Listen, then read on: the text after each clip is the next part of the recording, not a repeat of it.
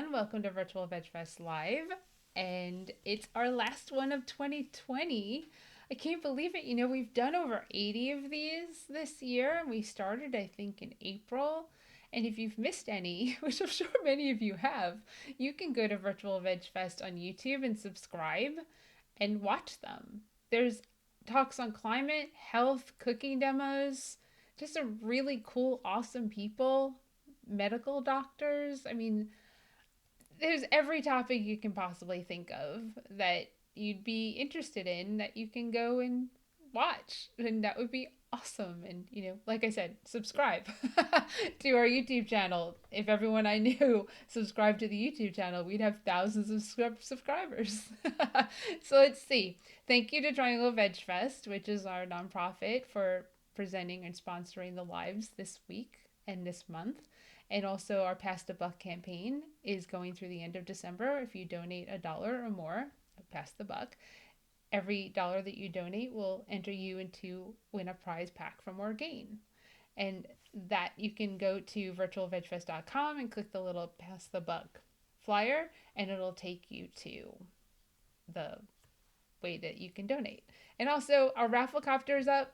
It's on all our social media. Plant-Based Network, Virtual Veg Fest, Triangle Veg Fest. Just keep going with all the events that we do.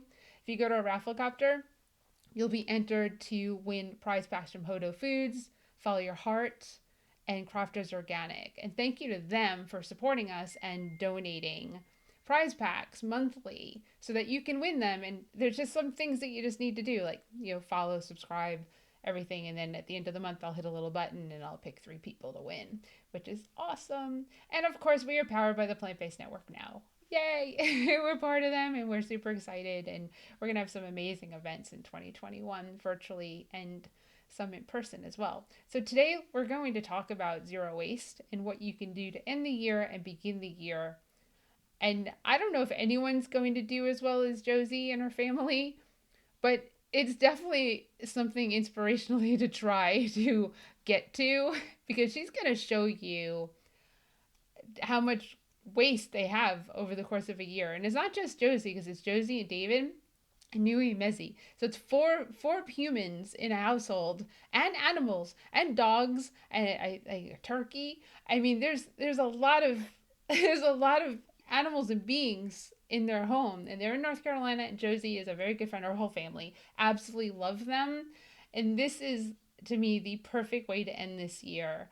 And we'll come back again on January 3rd, I think it is. It's a Sunday in January at 4 p.m. and we'll have a doctor on. But right now, let's bring Josie on so we can delve into this.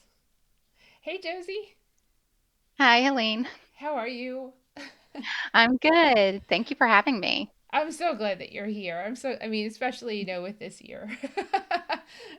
It's a perfect way to end the Virtual Veg Fest Live year and start the 2021 year off on the right foot to reuse, recycle, reduce, compost, everything that you do in your family. Can you share with everyone who you are and what you do and more about, like, you're incredible.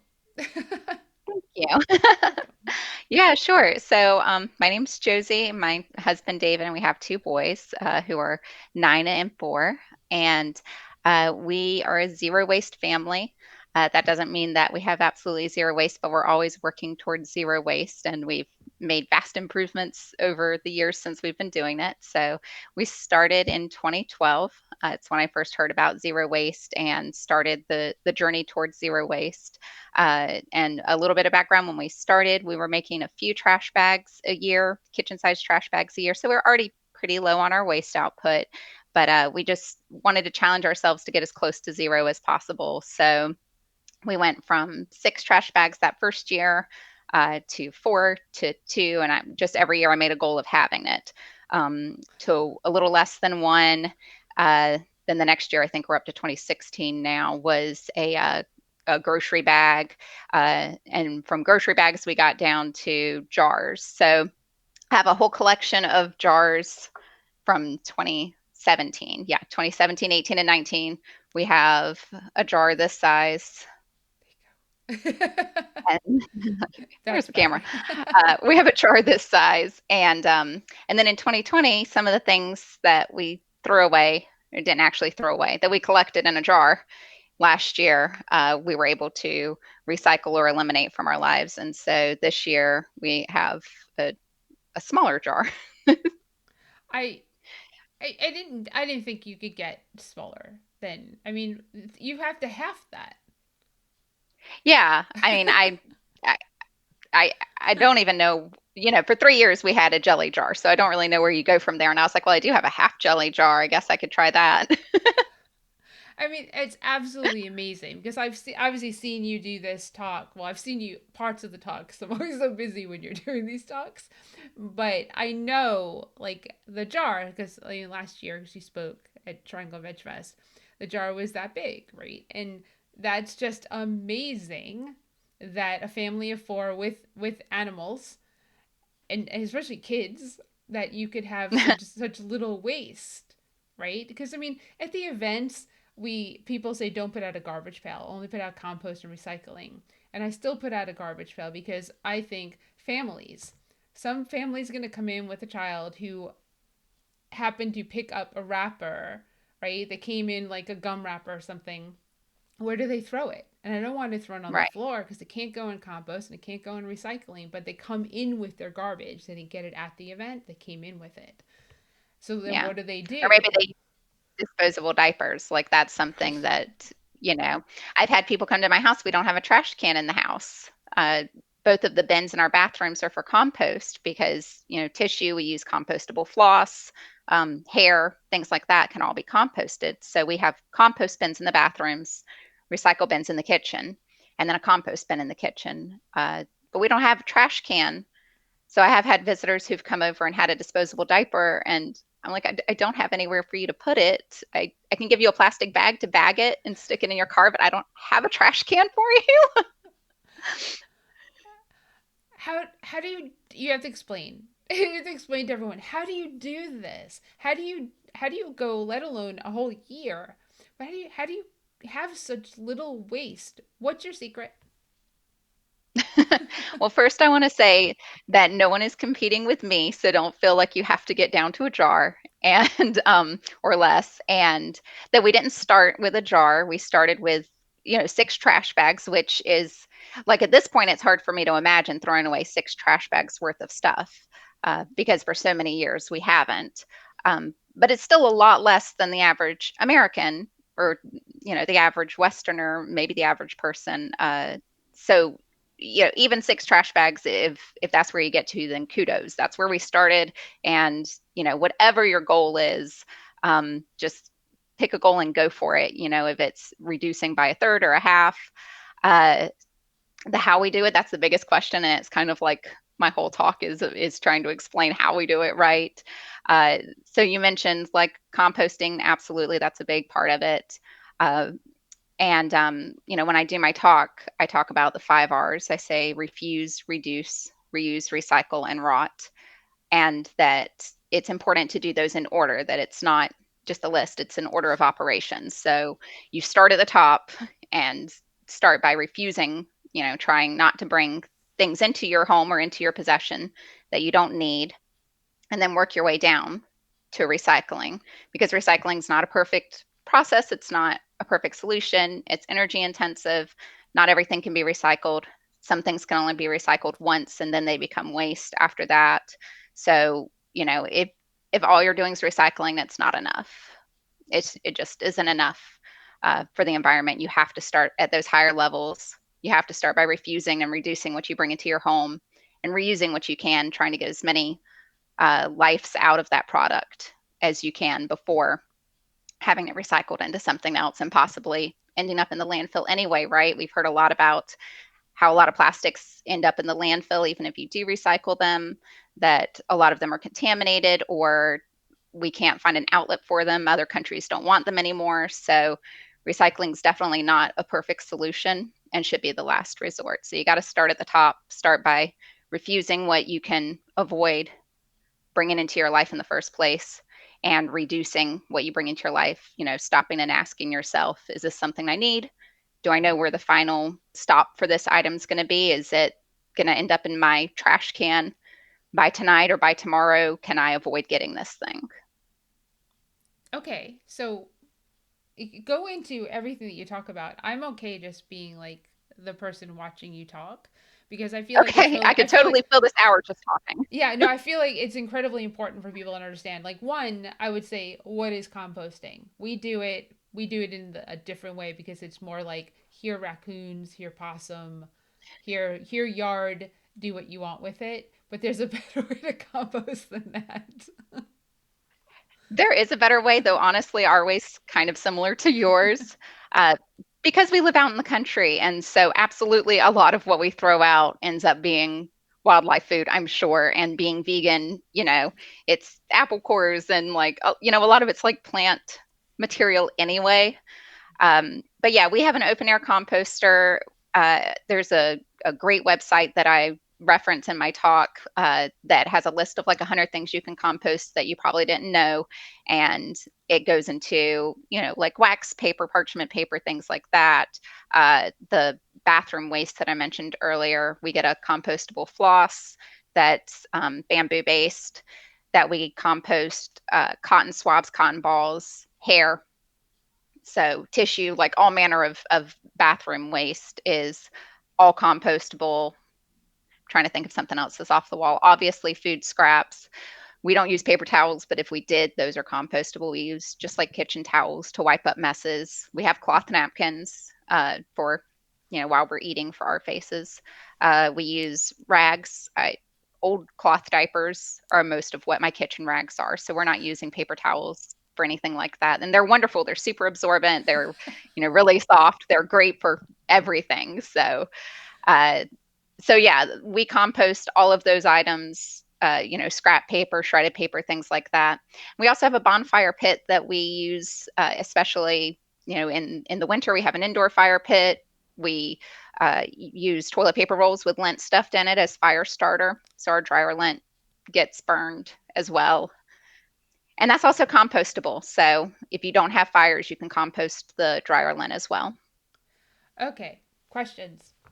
When it comes to everything that's in the bathroom, toilet paper, and if you had paper towels, do you need to buy anything special, or is it just any brand? I not dyed.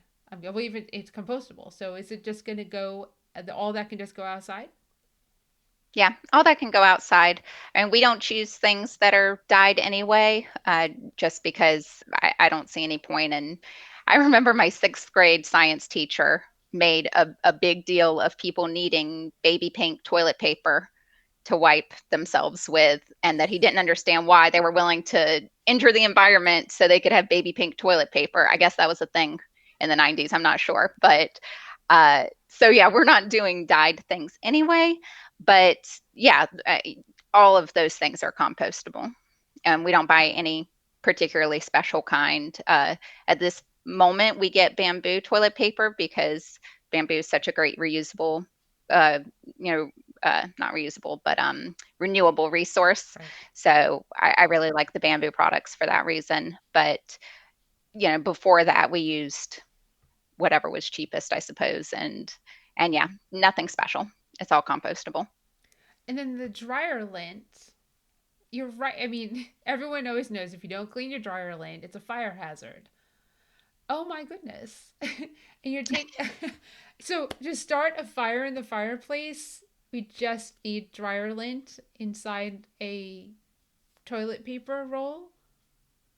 Yeah, we stick it in a toilet paper tube, light one end. It lights up really easily. Yeah, it's a great fire starter. So I This is collect the those throughout the year to use. this is the best talk ever.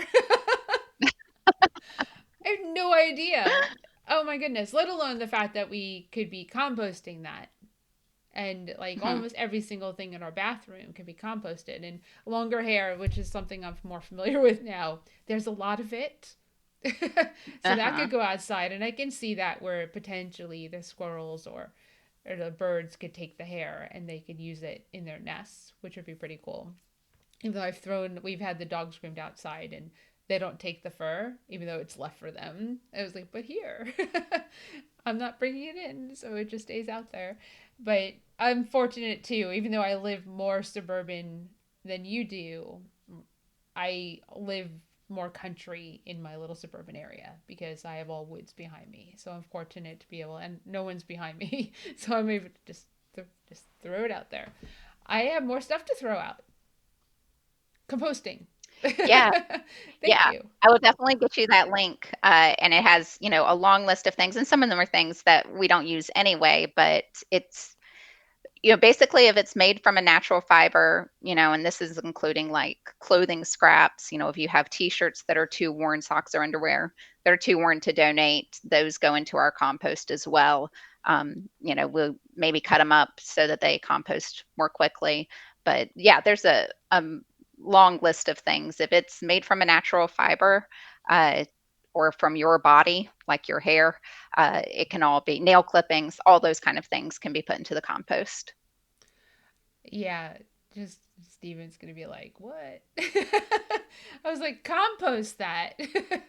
We don't need to throw that away." And that in itself will reduce your garbage waste significantly if you have the ability to compost. And of course, you can buy a Yeah. compost bin. They sell them. Look online, look at locally. They have them. And if you live more country, then your yard is a great place for, you know, it's really cool because I know the raccoons come overnight and they feast. I don't have healthy raccoons. I don't know if I've spoken about this live yet. My raccoons are junk food raccoons because if I throw lettuce out, they don't touch it. If I throw like leftover like chips that we didn't eat that are stale, it's gone. We have junk food raccoons. It's really funny, but so I'll say that's something else about the composting. If composting is something that you're not interested in doing yourself, if it seems intimidating or you live in an apartment, of course, there are small, like bin type compost, but depending on how much food waste or other waste you have, that might fill up really fast. At least in Wake County, there's compost collection bins at our convenience centers. And I know a lot of other counties are doing that as well, where you just collect it.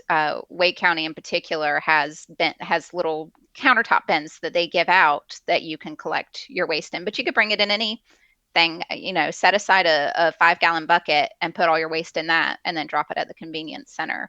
And then there's also private services like Compost Now, where you can pay them to pick up your compost and then they can bring you compost like soil to use in your garden, or you can have it donated elsewhere. So don't be intimidated if you're not interested in composting. You can still find other means of composting. A lot of times community gardens are happy to take compost.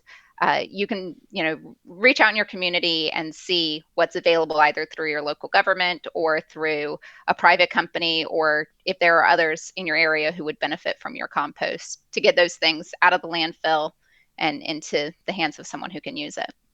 and it's like mine. Susan actually brought up compost now as you were saying it, and I was thinking it. And a lot of cities have composting services. Nashville has them. Knoxville has them. Most of the cities that we go to, I do events. I look for a composting service to be part of the event. So just check your local. If you're an apartment, it's true. Probably don't throw stuff off your balcony. Your neighbors are probably gonna be like, I don't think so. So you can actually have it picked up and they'll use that. Right? I probably have the best soil possible in like my backyard, but I don't garden. So it's almost wasted, but at least I know it's very nutrient soil. But Susan did have another question. Can dryer lint be composted even if it contains some polyester fibers? That's a good question. Yeah, obviously, all of our clothing isn't organic cotton, and so not everything going in there is, the absolute best. It can still be composted, and just the lint should probably break down fine. Every once in a while, especially when I was first learning how to do this, we would compost some things, and I'd go to turn the compost and find, for instance, with socks that have like elastic in them, you'd go to turn it and find it looks like tiny worms, but it's little pieces of elastic. And so you'll find that some things aren't composting as well as other things. And, you kind of live and learn. Some of the unnatural fibers aren't going to compost as well.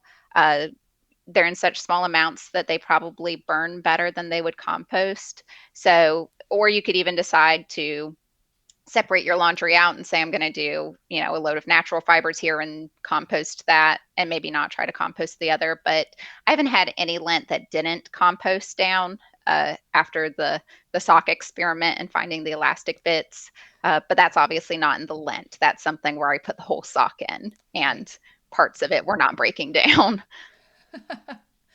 Okay, so we've got composting. Check. I know that you run a Facebook group to encourage people to recycle their goods. Before you throw it out, see if somebody else wants it, needs it.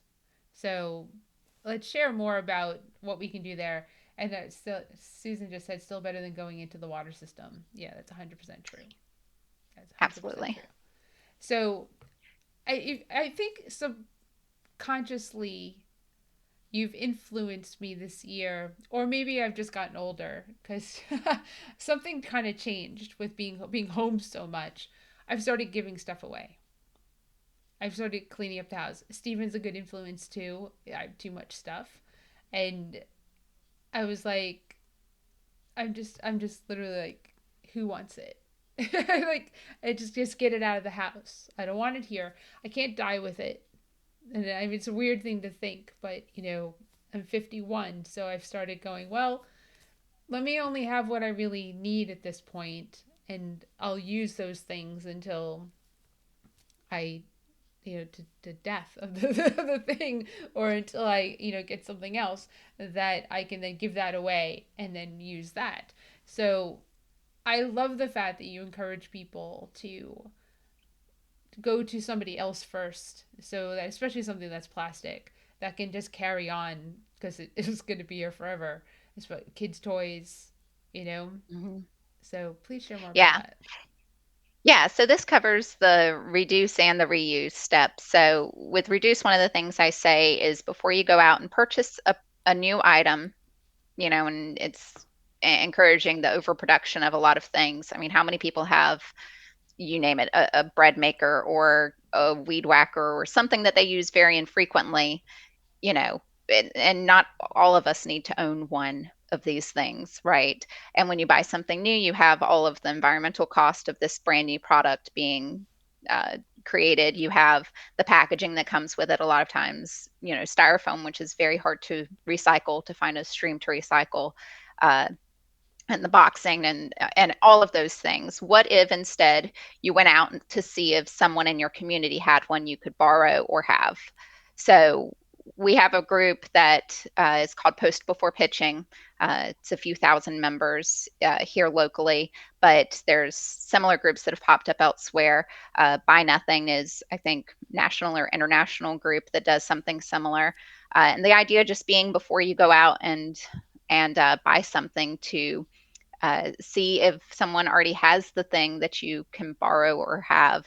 Uh, so yeah, seeking out resources, reaching out into your community to see if you can find something uh, that you don't have to purchase. So that's the reduce step of it. Reduce what you bring into your home new or what you're purchasing in the first place.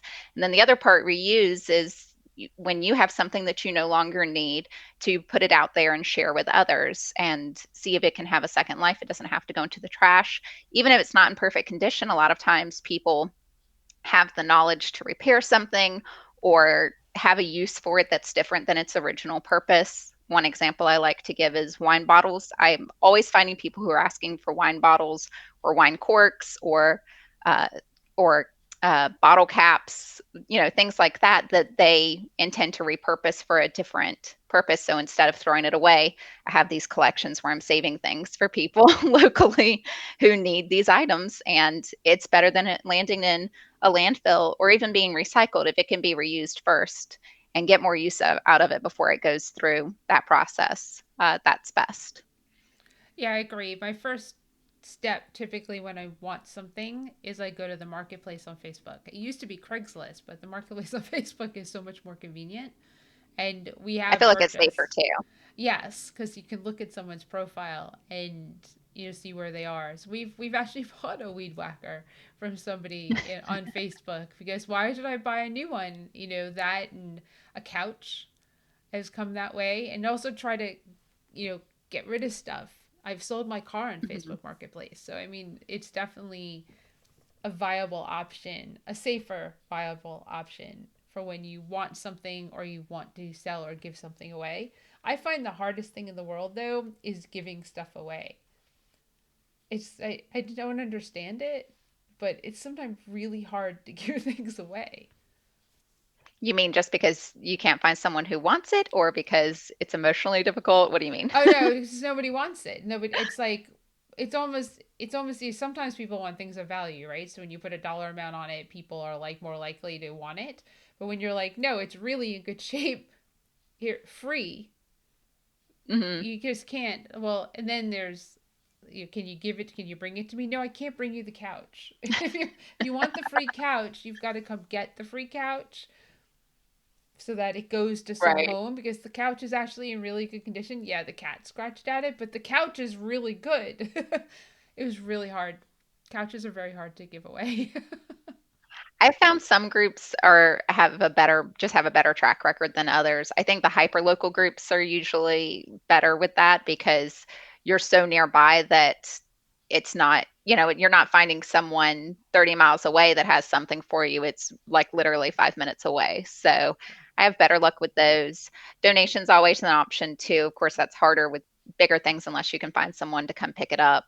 Uh, but donating to a secondhand store, especially, there's a lot of great secondhand stores that support specific causes that might be close to your heart, and so finding those places to donate things is the other way we've gotten rid of things. But yeah, I'd say the majority of our, I'm like looking around, the majority of our things are secondhand. Like Yep. we've definitely furnished our home and our kids' toys and our lives with secondhand goods that are perfectly fine and just weren't of use to that person anymore for whatever reason, and we could give it another home and not put in the environmental cost or the expense of buying something new.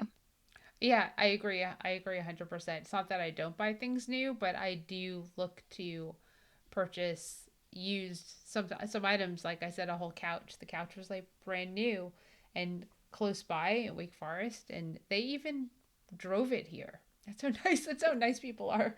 That's how fortunate we are to be in the South. As people are that nice. So like, okay, That's we'll very help you bring it nice. home. I was like, thank you. This is awesome. I don't have to go rent a truck to get this to my house. Yeah, so I mean, I feel like it's really important that, and the stuff is great. I've actually the second couch I've bought used. It you know everything looks and is great depending on where you get it from. Obviously, you're sourcing it, so you make sure that no bugs or fleas or anything that you don't want in your house doesn't come in your house. And recently, because of COVID being home, I gave away like a car full of clothing. Like no joke.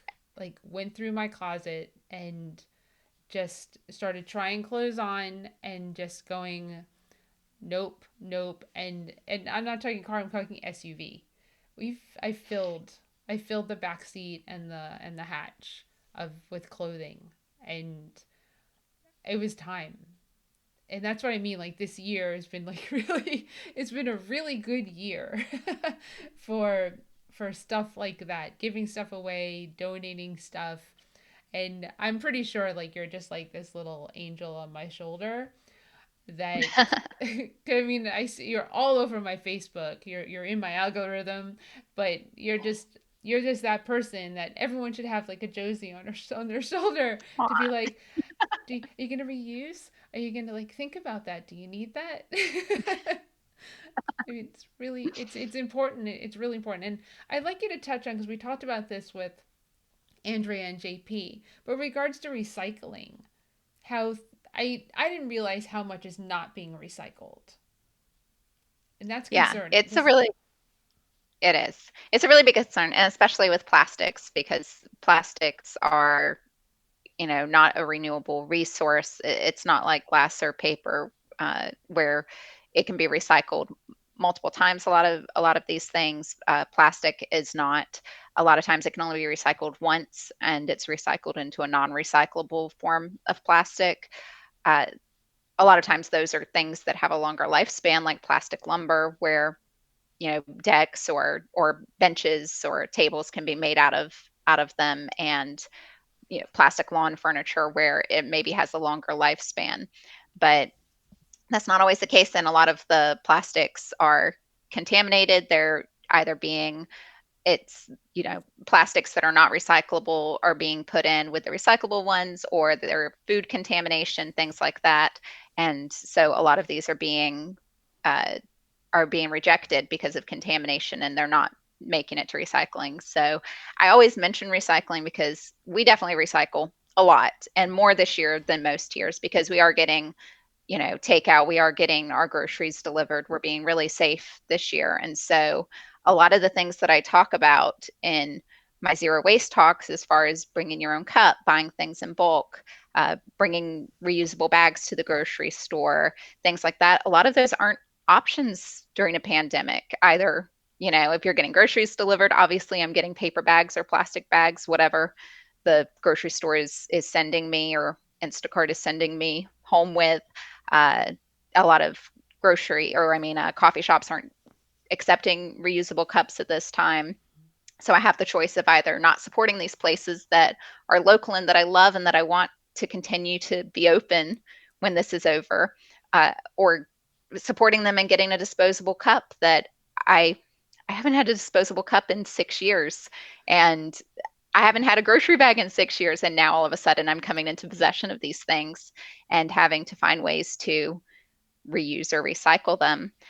And, so this goes back to the 5 levels that I talked about, and recycling's down at the bottom. It should really be the last resort. And so with the bags, the paper bags, I've been donating to Food Not Bombs.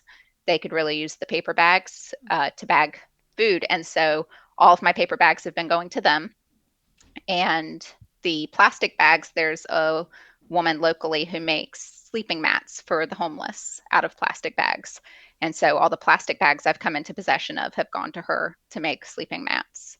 And those are options that, perhaps these things will eventually be recycled, but if they can be reused first and have a second life to do something other than carry my groceries, then that's even better. So, are they picking these things up from you, or are you dropping them off? For the Food Not Bombs I'm dropping off, I found a local person that I reached out to, and I'm able to drive by and drop them on her porch. And the grocery bags, sometimes I've met her and handed them off, and sometimes she's picked up from me. Okay. I would love those resources. Sure. So, because I can do the same, because we're in the same And then community. for people, yeah, and for people not local, reach out and look for things like that in your community. I found the Food Not Bombs because I posted on my post before pitching page and asked if anyone needed paper bags, and someone suggested them because I thought maybe someone, maybe sold products and could use the paper bags, or had, a small business where they could use them. I've used some, I've turned them inside out and wrapped packages in them like they're just nice brown paper. We wrapped Christmas packages in some brown paper bags that we were giving to other folks for presents here in our home. We use cloth to wrap our presents. So, and we've had the same set of cloth for years that we always use. But for packages I'm sending to other people, I wrap in brown paper bags and don't have to buy wrapping paper.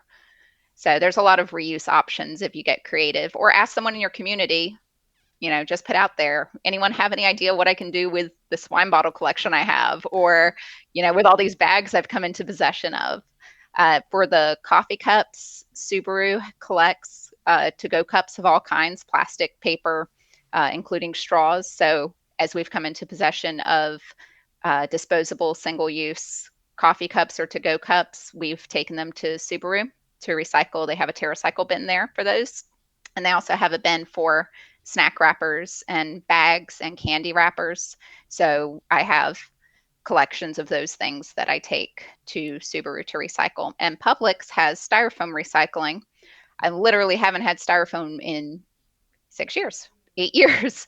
But as we've supported some of our local restaurants, sometimes we get styrofoam containers. Before the pandemic, I basically never got takeout.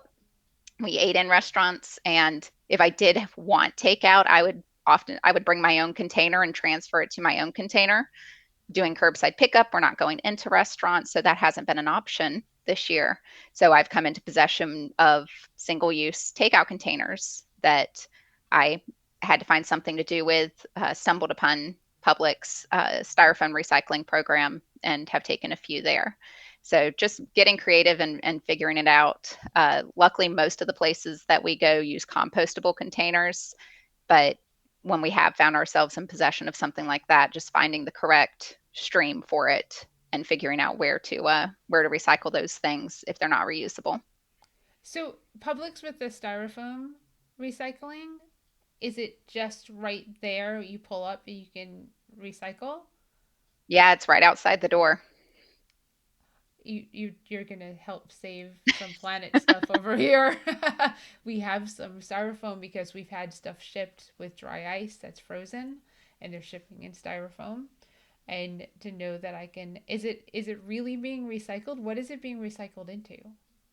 So a lot of times, styrofoam is PS6. It's polystyrene. It's recycling number 6, and polystyrene typically gets recycled into the plastic lumber that I mentioned before. Okay. So Oh, I'm not sure why Publix and no one else collects them, but they have a bin that's specifically for like takeout containers and egg cartons, those kind of things. If it's shipping material, if it's packaging peanuts or anything like that, then shipping stores will often take those back. Or you can post it on a page like Post Before Pitching or the local Buy Nothing page, because a lot of times people need those things, especially if they have like a home business where they're shipping goods out. That's free packaging they don't have to purchase. So you can find a reuse home for it that way, or at a local shipping company like a mailboxes, etc., or something like that. Will take packaging material. Or these are sometimes I hold on to it for the next time I need to ship something fragile. So right. Exactly. These are such amazing tips. And if you don't know, it could because people are probably going to wrap a lot of gifts between now and well, if you haven't wrapped them yet, a lot of people will do it because the kids go to sleep, and then you're up all night wrapping. Then Christmas morning, you're just asleep because Santa. But wrapping paper is not recyclable. And no, right. So, I mean, that's something that I only learned. I think it's because of our holiday parties. I think you brought it up at probably. one of the Yeah. holiday parties. You got to check what kind it is. If you are buying, which, again, going through all of the R's, refusing first, so, choosing not to take in the wrapping paper in the first place, right? Refuse, reduce. Uh, so recycling should be the last option anyway. If you can reuse, get something you can reuse. If you're wrapping presents, instead of buying particularly anything that's shiny, foily, glittery, things like that, those aren't going to be recyclable. Something that's just a plain brown paper, that will be recyclable. Even if it's the wrapping paper style. And then if it's just a paper kind, then you could also use it in your burn pile. Uh, but if it has anything like, shiny or glitter on it, then that's not something you're going to want to put in the compost or recycling. It'll contaminate the stream. So if you do feel like you need to buy wrapping paper, first of all, the paper bags is a great idea. It's basically the same thing as wrapping paper, right? And you fold it inside out and you can't tell it says Food Lion on it. So, if you can use a grocery bag, that's even better. But if you are buying wrapping paper, then choose one of the ones that's more like a paper bag, that thicker material that's, doesn't have the extra stuff on it that makes it non-recyclable. But we use cloth. We use, gift bags that we reuse over and over and over again. We use decorative boxes, things like that. And I especially like getting those and gifting them to people as part of their gifts, because they get the gift inside and they also get to keep a pretty box, right? Um, or like reusable bags, like grocery bags. It's always nice to have some of those. And if you have a nice one that people would appreciate, then that's a great way to gift a gift inside of a gift. Right. Yes. And as not pretty a brown paper bag is, there's these nifty things called crayons and markers, and you can draw on the bag and make it more Stamps. festive. And then Susan just said you can use newspaper. Oh yeah. Can be good for wrapping packages. Yep. I mean, these are all things that you can do. I mean, not really thinking. I love the idea that as a family, that, and you're raising your kids to be this way, which is even better, is that they don't need to, that, okay, we unwrap this and let's just put it away until the next birthday, right? Which is Yeah. yours. Right. So, Yeah. so you can just wrap it, my presents, and presents plural in that, which is a really good question for some people, because people are thinking like, well, what do you do for birthdays? What do you do for your kids? You know, how do you manage? Do you use the same philosophy? Refuse, reuse, reduce when it comes to Yeah. presents? Yeah, I mean, they get presents. I'm either getting secondhand presents that are in good condition, or if we're getting new presents, I'm opting for things that are not coming in a lot of packaging. My oldest son, my younger son still really likes to get things. He still likes toys, and so he's definitely getting toys. But my older son really prefers experiences. So for Christmas, he asked for food, which had a few people raising their eyebrows. What does he mean food? But he really likes specialty fruit. He really likes sushi. So we got vegan sushi, of course. So he got certificates for his favorite sushi restaurant. He listens to children's audiobooks. So he always asks for subscriptions to that. So things like that, experiences, tickets to things. He loves going to movies or plays and musicals. We've done that in past years. So he's received tickets to different things, memberships to museums, things like that, which don't create any waste and don't create any clutter. They're nice zero waste gifts, and that's what he's requested. And again, for the younger one, he's turning 5 in a few days. He still likes getting things, but he really doesn't care if they're brand new or secondhand. So we've gotten secondhand train sets for him, that people have passed off or that I've found online. So yeah, and then we have the reusable packaging. Um, I bake their own cake. We do a lot of times I make the party favors, or I find something that, and of course we're not having parties this year, but in the past I've made party favors, or I found something like a little potter plant, a little clay potter plant, and some flower seeds to give out as party favors. So there's a lot of options out there. It definitely doesn't take anything away from their celebration that we do it waste free. At the parties, we have the compost bin, and we use our reusable napkins and things like that. So we have like a laundry bin for the napkins, we have a compost bin for the food scraps. I'm using the plates we already own, so I'm not creating single use party trash from the party. Right. And I still have soap from, I'm pretty sure, Newbie's baby shower. Oh yeah. Yep, I still have the Yep. soap. It's in the bathroom downstairs. It's a little leaf, right? A maple Yeah. leaf. And yes, so again, like Josie on my shoulder, like every time I'm in that bathroom, you're right there. Aw. Yeah, you're part of our house. So I mean, going forward, like down the list, I think we're at rot, right? Well, we kind of already talked about composting. Yeah, I think we pretty much got through all of them. I did have a few things I wanted to say about being zero waste in a pandemic. I made a blog post about this too, and I'll share with you my blog address. But what I've been telling people this year, because people have reached out to me with some of the things I've said, like, I'm don't know if I can keep supporting my coffee shop because they won't let me use my reusable cup anymore. Or what am I supposed to do about groceries when the grocery stores have shut down the bulk sections? So, people have reached out with these questions.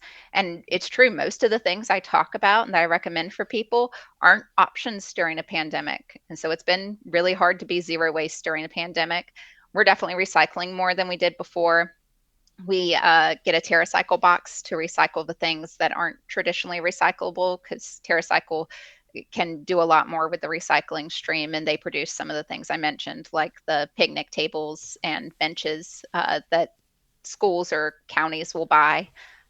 So we've definitely done more of that this year, and recycling's not, it's low on the list of priorities. I think it's important to do those first things first, but that's not always a choice during a pandemic. So I've been telling people, give yourself a lot of grace, recognize that this is all of our first pandemic, that we're not going to get it perfect. It's not going to be easy. There are things that you're not going to be able to do this year that you usually do. Uh, I've had to resort to buying peanut butter in a glass jar instead of using my jar to go grind my own. So, because I'm not going into a grocery store and I don't even know if they have that section open at this time, uh, there are things you can do to still go down the list and do the best you can. For example, one thing to reduce when we go get beverages, instead of getting each of my kids a small hot chocolate. Lately, we've been doing a lot of hot chocolate Cold. because it's Christmas time. And so instead of getting them each a small hot chocolate, I get one medium one and then I pour it into, I have their little reusable cups. And so, it's a small thing. I'm reducing 1 cup, but that's one less cup that I'm having to get. I pour it into their cups. These are reusable, and then I only have 1 cup to recycle, right? So little things like that. When you pick up takeout, tell them you don't need cutlery. And sometimes you have to point that out. Some places are really good about asking you if you need it or not assuming, but tell them no napkins, no cutlery. If you're bringing it home, or if you're eating it while you're out, then take your own.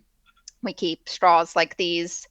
Uh, that's a metal and a silicone straw uh, in our car, and we keep travel cutlery in our car. You can just take cutlery from your own spoons and forks and keep them wrapped up in a cloth napkin in your car and use that. You don't have to go buy anything special, but remembering to tell them you don't need those things. Um, so yeah, the little things like that to reduce what waste, even if you can't do a perfect job of it. Maybe zero waste doesn't look the same this year, and it definitely hasn't for us. Even though we made less trash this year, we've definitely recycled more than I care to. Uh, and TerraCycled more. I've had to buy an extra bin this year than we care to. And found those other streams like Subaru. I wouldn't have needed that before because we never got disposable cups before. But I'm glad the option's there because it's 2020 and that's just what this year has brought us. So give yourself grace. Uh, forgive yourself for not being perfect because this is not the year to be perfect. It's the year to do the best you can with what we have, and find those places to refuse and reduce where you can, even if it's getting one less takeout cup, it's still better than nothing. And if you can save a little bit of plastic from the landfill, a little bit of plastic from being used needlessly, then do it. Do what you can where you can, and forgive yourself for the rest of it. And it's the same. You can equate it to the same thing with people who are making the decision to go vegan or plant based, or whatever you're deciding that you want to take away from whatever your world is, whether it's diet, health, adding, taking away. You start out with baby steps, and you do the best that you can. And it's not for anyone to criticize or judge or to put yourself up against somebody else and compare. It's not what it's about. It's about doing the best that you can in the place that you're at. And this has been Exactly. one hell of a year for the place that you're at. And it's different. It's definitely different. But kudos to you for still reducing from last year. That's incredible. And then Susan also said, because she's in Asheville, another part of North Carolina, that the co-op there is using compostable bags for bulk items. They bag for customers, which is fantastic because we Yeah, purchased them that's for great. VegFest as compostable. Like, don't leave it in your car because it's just gonna decompose. If you leave it in the heat, you're just not gonna have a bag anymore. You'll Yeah. be like, I have a bag. No, I don't. Yeah, that's great. And then wherever else you can, if you find something that maybe you would have gotten in bulk before and that's not an option right now, if you can find it in something other than plastic, if you can get it One example I use is loose leaf tea. I used to go and get my own from a bulk section. I'm not going into stores right now, so I've had to buy it online. But instead of opting for like a box wrapped in plastic, I'm doing like T10s because I love T10s. I can reuse them. They're metal, they're recyclable, but I typically reuse them or regift them. They also make cute little gift box containers. You can wrap a different paper around the outside. I store my large amounts of bulk tea in them. So, you can find ways to, even if you're having to buy something not in bulk like you used to, maybe it comes in a compostable bag now, or maybe you can find it in cardboard or metal or glass instead. And the reason why, I mean, I'm going to answer it first, but the reason why this is important is because climate change, the environment, taking care of the planet that we live on, the oceans and the waters that we drink from and the animals live in, the animals that live off the planet with the streams being polluted from the garbage that we create and the waste that we create, the chemicals in the products and the items that we have that we just trash and throw out into the environment, which impacts, again, the animals and the humans that live on this planet and Mother Earth herself. These are really valid reasons for taking the extra steps, the extra time. Some people are thinking, you want me to do what? Well, start with like no plastic bags and getting reusable ones. Every event, I have so many bags because I give them away. You can get reusable bags. Start there, and then figure out what your next there is. Right? What do you have to say, Josie? Yep, exactly. Yeah, I mean, plastic, it never goes away. It's always going to be here. It doesn't go back into the earth, with paper, those things, it's a matter of cutting down trees and processing it. At least it goes back into the earth when you're done with it. Plastic does not. It's scary that we're making all of this plastic that's going to be here with us forever. And it does. It ends up in the oceans. It ends up inside of animals. I've seen a lot of information come out lately about how much plastic we all have inside of ourselves because microplastics end up into our food. It's really scary. And yeah, if you can reduce that plastic consumption anywhere, especially with virgin plastics, where you're getting an item that was produced, a straw that was made so that you could drink out of it for 15 minutes and then throw it away forever for it to live in a landfill forever. If you can just make that one change, what a big difference we can make.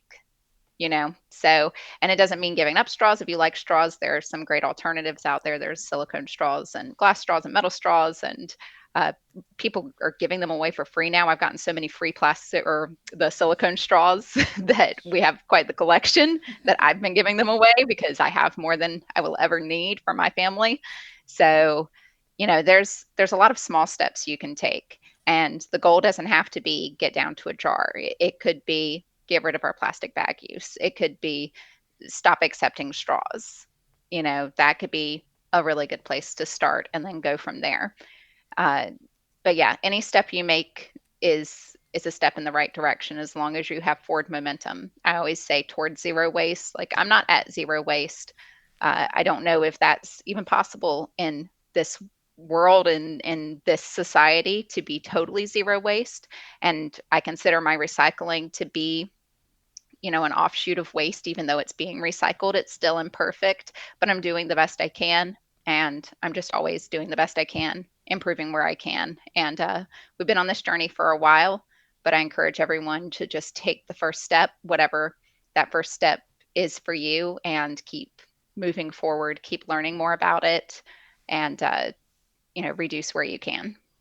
Right, and a good tip for like having in your car is a straw, like a metal straw, a silicone straw, whichever type of straw that you can wash and reuse. They come with little cleaners too. We sell them with Triangle Veg Fest with a little cleaner, and a to-go containers that you can. Jill Trufant is like the Mhm. queen of to-go containers. She comes to our events. Every vendor has to put whatever food she's buying in her containers that she puts into her bag. That's a reusable bag that she takes home to her family. She's in Durham, North Carolina. So maybe she'll see this, but she is that person, like I see her, she comes to the event, she will not take even the compostable containers, she won't take them. She has you put it in hers and she brings them so you can have those in your car and your utensils. Yeah, you can buy some, but you can easily take your own fork, your own knife, your own spoon, your own reusable cup, and your own reusable napkin and have that in a reusable bag in your car for when you need it. And yes, Mhm. you could forget it at times, but you can always go back out to your car to get it. And normalize telling weight people no straw. Mhm. No straw. No, no, thank you. No straw. Please don't put a straw. Please don't open a straw and put it into my drink because I just take it out and put it on the table and it's wasted because I don't even want one to begin with. But I Yeah. especially don't want one that's going to destroy the environment. So if we can normalize that in restaurants when we go back into them and even with takeout, we can normalize that, then we'll be in a much better place for the planet and for, our environmental, our waste. And these are little things that you can do, like little changes that will make a big difference.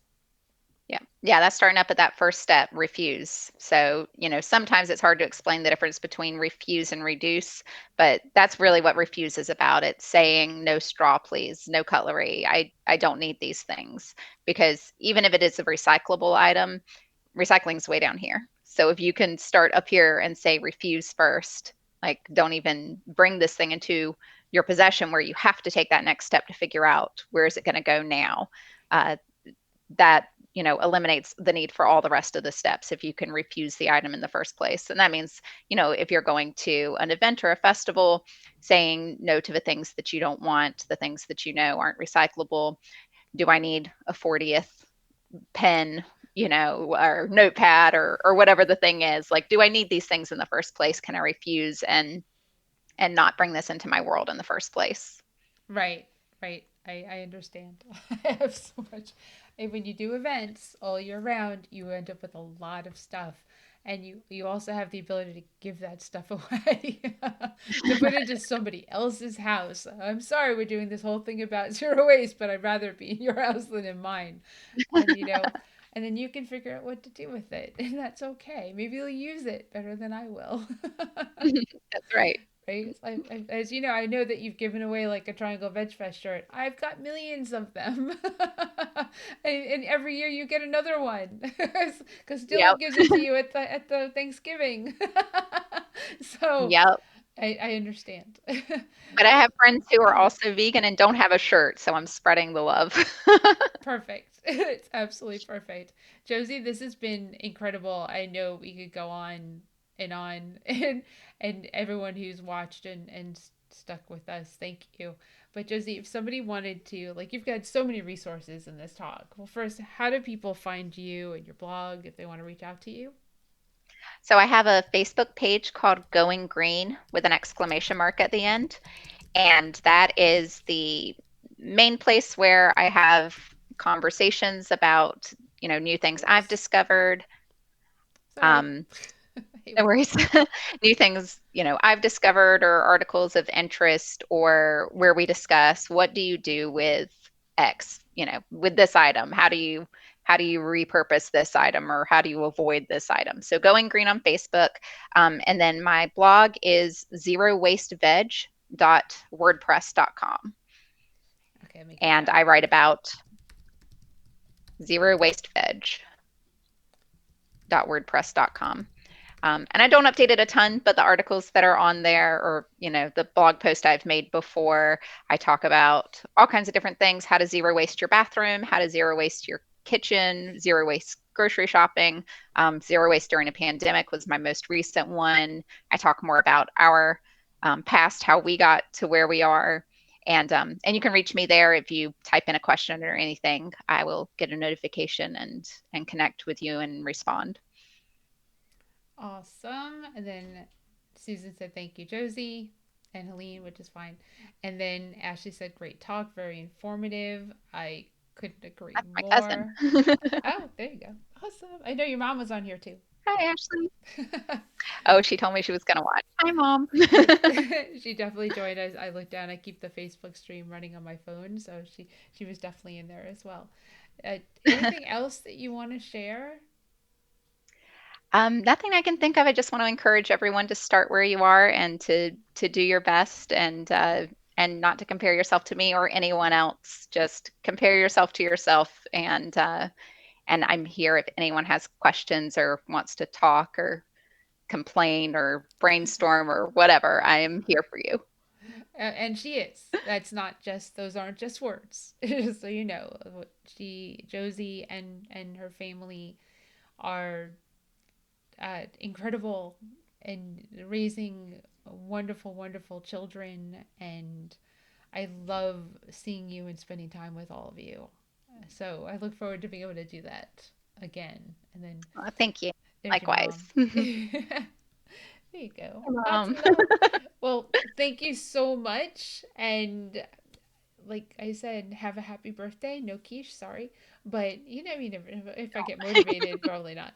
But it's been a few years. But next year, I will make it a goal for I'll your take a rain birthday check. for the holiday party to get you some vegan quiche. And it'll be even better because I'll use just egg, which like blew away the other Oh, version. This will just blow that away. And if you don't understand what we're talking about, I made vegan quiche for a holiday party years ago, and Josie loved it. And and then I just started making Josie vegan quiche because her birthday is coming up at the end of December. And then I would just bring her vegan quiche and she would take that home as my like way of, if someone likes something, we're just those type of people. Okay, there you go. And the new recipe, oh gosh, it's so good. I can't so, wait to try it. so and hopefully it won't be a year. So thank you, Josie. I really appreciate you. All Yep, absolutely. Thank you. right, bye, hun. Bye. Well, thank you so much for joining us for our last virtual Veg Fest Live of 2020. It has been a wild, wild year, and this has been great for my public speaking because I do love to do that, and I don't really get that opportunity when the world is kind of on the normal for me. But thank you. Merry Christmas, Happy Holidays, Happy Kwanzaa, Happy New Year. Any holiday that you celebrate or don't celebrate, whatever it is, just be happy and be kind to one another, and wear a mask. Make sure you wear a mask over your nose, under your chin, around your ears. Don't expose your nose. Why? Because it's connected to your lungs and it makes this kind of useless. So just make sure you wear your mask correctly. Social distance. Kind of right now, really don't go around people. I mean, it was serious to not go around people before, but probably now, like, really just kind of take it easy. Celebrate with the loved ones that you know are safe, and don't congregate. And so let's get a hold of this virus and do what we have to do to have some resemblance of normalcy in 2021 as best that we can. And go curbside pickup and take out of restaurants, your vegan restaurants in your communities, restaurants that are supportive of vegans, vegan food, wonderful people. It's really rough for them. So if you can do curbside pickup, go to food trucks wherever you can. If you have the means and you can do that, please do and help support them. So, like I said, we'll be back next year. Have a great rest of your year. It's a weird thing to say, but that's all there's left. And we'll see you then. Thanks so much. Bye.